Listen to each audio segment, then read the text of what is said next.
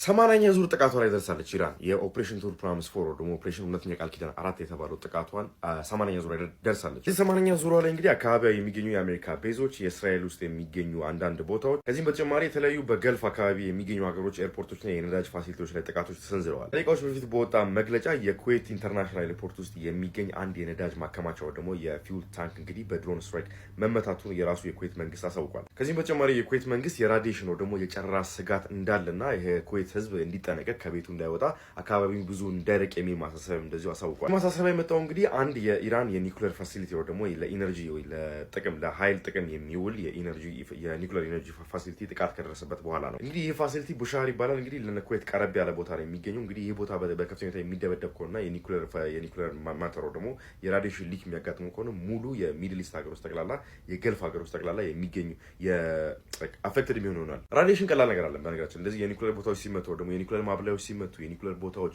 ኢነርጂ መሆን የምጠቀምባቸው የኒውክሌር ቦታዎች ሲመቱ ራዲዬሽን ወጣ ማለት ልክ እንደ ቸርኖብል ነው የሚሆነው። እዛ አካባቢ ላይ የሚገኙ የራዲዬሽን እንትኖች የራዲዬሽን ኮንታሚኔሽን ከመጣ በኋላ ከባድ ነው የሚሆነው። ከዚህ በተጨማሪ ሌሊቱን አካባቢ በደረሱ ከፍተኛ ጥቃቶች እንግዲህ ከደዝን ሰው ደግሞ ከ12 ደርዘን ማለት ነው ደዝን የሚሆኑ እስራኤላውያን መጎዳታቸው ተነግሯል። ፎቶ ሳይሆን እንዳለ ያቸው ኮፍያ አድርገው ለምን በዚህ ምሽት ኮፍያ እንዳደረገው አላውቅም። ከዚህ በተጨማሪ ደግሞ የአሜሪካው ዲፓርትመንት ኦፍ ዋር ደግሞ የዋር ሚኒስቴሩ የጦር ሚኒስቴሩ የሆኑት ፒት ሄግሴት እንደተናገሩት ከሆነ ቶታል ቪክቶሪ ደግሞ ሙሉ በሙሉ አሸንፈናቸዋል የሚል ዲክላሬሽን ነው እንግዲህ ይዘው የወጡት። ሞደርን ሚሊተሪ ደግሞ ዘመናዊ ሚሊተሪና ዘመናዊ ጦር መሳሪያ የነበራትን ኢራን ክራምብል አድርገን በጉልበቷ እንድትንበርከክ አድርገናታል። ስለዚህ ከዚህ በላይ ማሸነፍ የለም፣ ከዚህ በላይ ቪክቶሪ የለም በማለት እንግዲህ ፕራውድ ሆነው በኦቫል ኦፊስ ሲናገሩ ነበር። ከዚህም በተጨማሪ ፔንታጎን ከ2000 በላይ የሚሆኑ አየር ወለዶችን ወደ ሚድል ኢስት ደግሞ ወደ መካከለኛው ምስራቅ ዲፕሎይ ለማድረግ እያሰበ እንደሚገኝ ተነግሯል። እነዚህ 2000 የሚሆኑ የአየር ወለዶች እንግዲህ ለትራምፕ ባቀረቡት የመደራደሪያ ነጥብ ላይ ደግሞ ባቀረቡት የ15 ፖይንት ወይ ደግሞ 15 ነጥብ የመደራደሪያ ነጥብ ላይ እንግዲህ ከፍተኛ ፕሬሸር ኢራን ላይ ለማሳደር ይጠቅማሉ ተብሏል። ትራምፕ ያቀረቡት የ15 ፖይንት ወይ ደግሞ 15 ፖይንት መደራደሪያ ነጥብ ምን ይመስላል? ቀጣይ ቪዲዮ ላይ እነግራችኋለሁ።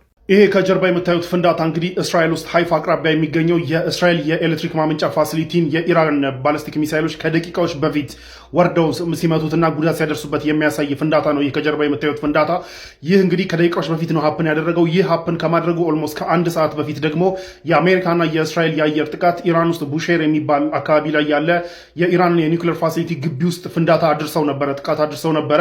በዚህ እንግዲህ ይህ ፍንዳታ የኒውክሌር ፋሲሊቲው ግቢ ውስጥ የደረሰና ምንም አይነት ፋይናንሻልም ሆነ የሰውም ሆነ የማቴሪያል ጉዳት አላደረሰም የተባለ ቢሆንም በኢራን በኩል ነገር ግን ይህ ጉዳት ባይደርስም አጸፋውን ግን እንመልሳለን ተብሎ ተዝቶ ነበረ። ይህ ዛቻ ከተሰማ ከኦልሞስት ከ40-50 ደቂቃ በኋላ እንግዲህ የምታዩትን ምላሽ ኢሚዲየትሊ በመመለስ ሃይፋ አቅራቢያ የሚገኘውን የእስራኤልን የኤሌክትሪክ ማመንጫ ፋሲሊቲ የመቱበት ፍንዳታ ነው። የዚህ ውጤት ደግሞ ገና አልታወቀም። ጉዳቱ ምን ያህል ነው ምናምን የሚለው ገና አልታወቀም። ለማንኛውም ግን እንደ ኢራን ቴክስት ሲላክለት ወዲያው የሚመልስ ጀለስ ካላችሁ በቃ እናንተ ጸዴ ጓደኛ አላችሁ። በሌላ በኩል ኢብራሂም ዙልፊቃሪን ታውቁታላችሁ። የጀለስ መቼስ ታውቁታላችሁ እናንተ። ይህ ጦርነት ከጀመረ ጀምሮ በኢራን በኩል በተለየ ሚሊተሪ መግለጫዎችን የሚሰጠው ይህ ጀለስ ነው። ዶናልድ ትራምፕ ዩ አር ፋየርድ ምናምን ሲል የነበረው ጀለስ ማለት ነው። እሱ መግለጫ ሰጥቶ ነበርና በመግለጫው ምንድነው ያለው? የአሜሪካ ሱፐር ፓወር ጊዜ አብቅቷል ብሎ እንግዲህ ተናግሯል። የአሜሪካ ሱፐር ፓወር ጊዜ አብቅቷል። ኢራንን ለማሸነፍ የተደረገው ጦርነትና አግሬሽን ደግሞ ስትራቴጂክ ዲፊት አጋጥሞታል። ስትራቴጂክ ዲፊት ሲያጋጥመው ደግሞ የአሜሪካ መንግስት እንግዲህ ዲፊቱን ወር ሽንፈቱን ድርድር በማለት ለመቀባት እየሞከረ ነው ያለው። ምንም አይነት ድርድር የለም። አሜሪካ ከራሷ ጋር ነው እየተደራደረች ያለችው፣ ከራሷ ጋር ነው እያወራች ያለችው እንጂ ከኛ ጋር ምንም አይነት ድርድር የለም የሚል አሁንም መግለጫ ሰጥቷልና ዲፊታቸውን ወር ሽንፈታቸውን በድርድርና በአግሪመንት ለመቀባትና ተደራድረን የወጣ ነው ለማለት ነው ይህንን እያደረጉ ያሉት እንጂ በእኛ በኩል ምንም አይነት ድርድር የለም እያለ ነው። በሌላ በኩል ደግሞ ይህ ጦርነት እስከ መጨረሻው ድረስ ኢራንን አታክ ለማድረግ የሚያስቡ ሀገራት ኦር ኃይሎች በሙሉ ከዚህ በኋላ ኢራንን አታክ ማድረግ የማይታሰብ ነገር መሆኑ እስኪገባቸው ድረስ እና ጀርባቸውን እስክንሰብር ድረስ ምንም አይነት ድርድርና ምንም አይነት ወደኋላ የለም። ዓለምም ደግሞ ርካሽ ነዳጅ አያገኝም ብሏል። ብሮ እኛ ምን አደረግን ነው? የነዳጁን ነገርማ አስቡበት። ለማንኛውም አይነት መግለጫ ሰጥቷል። አሁንም ግን ድርድር በአሜሪካ በኩል ድርድር ሊደረግ ነው የሚል ንግግርና እንዲሁም ኦፈሮች እየቀረቡ ቢሆንም በኢራን በኩል እስካሁን ድረስ ዲናያል ነው ያለው። አይገስ ዌልሲ ኢራን ከደቂቃዎች በፊት በእስራኤል ሀዳራ በሚገኘው ትልቅ የሚባለው የኃይል ማመንጫ የተለያዩ ፕሮጀክቶች ላይ እንግዲህ ከፍተኛ የሆነ ጥቃት መሰንዘሯ ነው እየተነገረ የሚገኘው። የምትመለከቱት የኃይል ማመንጫ እንግዲህ በእስራኤል ሀዳራ በሚባለው አካባቢ ላይ የሚገኝ ትልቅ የሚባል መሰረተ ልማት እንዲሁም ደግሞ የኃይል ማመንጫ እንደሆነ ነው እየተነገረ የሚገኘው። ኢራንም እንግዲህ በእስራኤል ላይ የምታደርገው ጥቃት እጅግ በጣም ከፍተኛ ቁጥር ያላቸው ባሊስቲክ ሚሳይሎች እንዲሁም በተጨማሪ ደግሞ እስካሁን ድረስ ተጠቅማቸው የማታውቃቸውን አይነት ሚሳይሎች ጭምር እየተጠቀመች እንደሆነ ነው እየተነገረ የሚገኘው።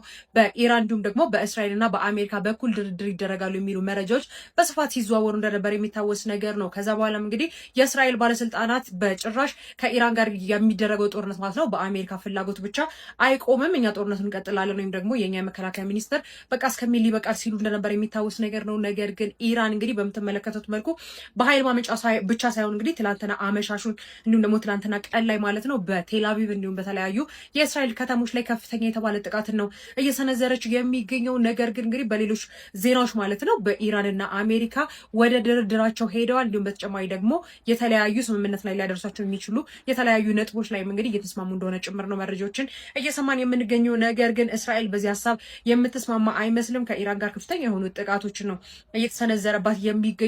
ለዚህም ምላሽ ትሰጣለች ተብሎ ይጠበቃል። በዚህ ጉዳይ ላይ አዲስ ነገር ካለ በፍጥነት ይዤላችሁ እመጣለሁ። ፕላስ ምልክቷን ተጭናችሁ አብራችሁኝ ቆዩ። መልካም ቀን ይሆንላችሁ። አዲስ ሚሳኤል ወር ደግሞ አዲስ የጦር መሳሪያ በጦርነቱ ላይ እየዋለ እንደሚገኝ በአሁኑ ሰዓት ላይ መረጃዎች ይወጡ ይገኛል። አዲስ የጦር መሳሪያው ደግሞ ይህን አዲስ ሚሳኤል እየተጠቀመች የምትገኘው ደግሞ ያው ኦብቪየስሊ ኢራን ነች። ከዚህ በፊት ስትጠቀምበት የነበረው ኮራም ሻርፎር እንደሚባለው አይነት ታይፕ ሆኖ ግን የኮራም ሻርፎር አይነት ብዛት ያላቸው ክለስተሮች ደግሞ ብዛት ያላቸው ቦምቦች አይደለም ከላዩ ላይ ሪሊዝ የሚያደርገው። ይህ አዲስ መሳሪያ የተባለው እንግዲህ ከላዩ ላይ ሪሊዝ የሚያደርጋቸው 3 ወይም 4 የሆኑ ትንሽ ደግሞ ከሚሳኤሉ ፓርት ውስጥ 3 ወይ 4 ፓርቶች ኮምፖነንቶች ይበተኑና እነሱ ኮምፖነንቶች ኢች ኦፍ ዘም ለብቻቸው ይፈነዳሉ። እነዚህ 3 ወይም 4 ኮምፖነንቶች ከውስጥ የሚወጡት ማለት ነው ከሚሳኤል ውስጥ የሚበተኑ 3 ወይም 4 ኮምፖነንቶች ከ100 ኪሎ ግራም በላይ መዝነው ተብሎ ይታሰባል። አንዱ ብቻው ማለት ነው። ሶ ላይክ 100 ኪሎ ግራም ኤክስፕሎሲቭ ነው የሚፈነዳው አየር ላይ ከተበተነ በኋላ። ልክ እንደዛኛው 80 ወር ደግሞ ከ20 እስከ 80 ቦታ ሳይሆን የሚበተነው 3 ወይም 4 ቦታ ነው የሚበተነው ይሄኛው። ከቅርብ ጊዜ ወዲህ ከፍተኛ ዲስትራክሽን እያመጣ ያለ የሚገኘው እንትንም ኦር ደግሞ ከፍተኛ ዲስትራክሽን ከፍተኛ ውድመትና ጉዳት የሚያደርሰው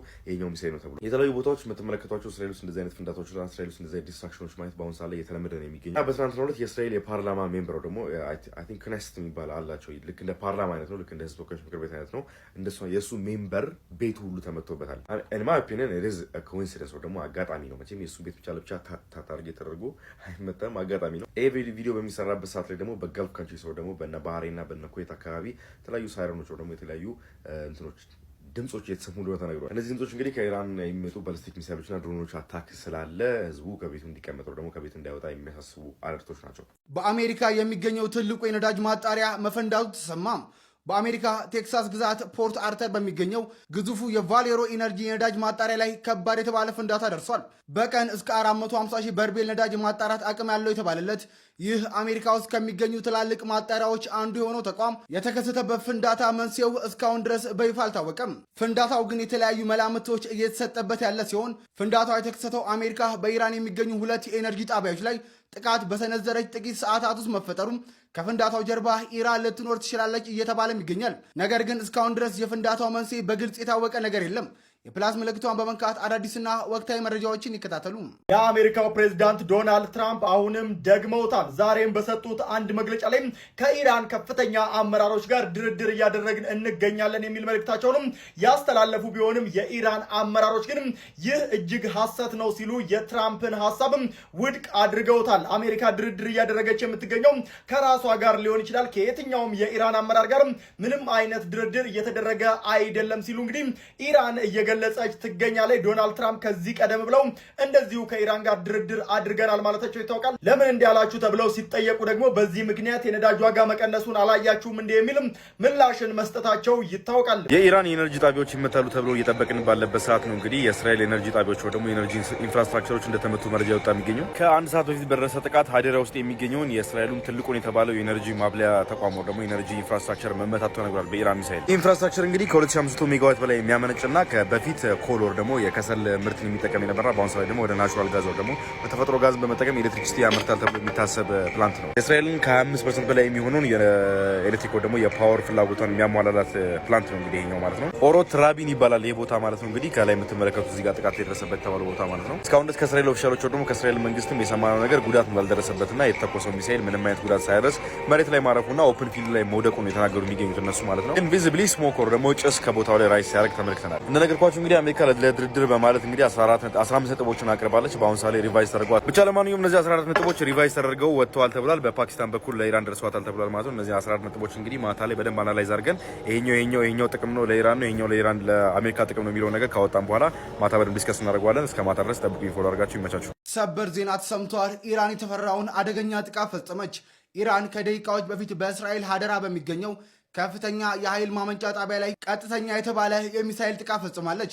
የእስራኤል ኤሌክትሪክ ኮርፖሬሽን እንዳስታወቀው ጥቃቱ መፈጸሙን በማረጋገጥ በጣቢያው መሰረተ ልማት ላይ ግን ምንም አይነት ጉዳት እንዳልደረሰና በጥቃቱ እስካሁን ድረስ የተጎዳ ሰው እንደሌለም ተገልጿል። ይህ ጥቃት በቀጠና ያለው ውጥረት ወደ አዲስና እጅግ አስፈሪ ወደ ተባለ ምዕራፍም አሸጋግሮታል። አዳዲስ መረጃዎችን እየተከታተልኩ የማደርሳችሁ ይሆናል። የፕላስ ምልክቷን በመንካት አብራችሁን ይሁኑ። በዚህ ሰዓት ሰበር የተባለ መረጃ ተሰምቷል። ቱርክ በኢራንና በአሜሪካ መካከል መልእክቶችን እያመላለሰችና ወደ ድርድር እያቃረበች እንደምትገኝ በዚህ ሰዓት የወጡ መረጃዎች እያሳዩ ይገኛሉ። የቱርክ መንግስት ኤኬኤ ፓርቲ ከፍተኛ አመራር የሆኑት ግለሰብ እንደገለጹት ከሆነ አሁን ላይ በቴህራንና በዋሽንግተን መካከል መጠነኛ መግባባት እንዲኖር ቱርክ እየሰራች ትገኛለች ተብሏል። ይህ የቱርክ የማደራደር ሀሳብ የሚሳካ ከሆነ ታዲያ በኢራንና በአሜሪካ መካከል የተኩስ ማቆም ስምምነት ይደረጋል ተብሎ ይጠበቃል።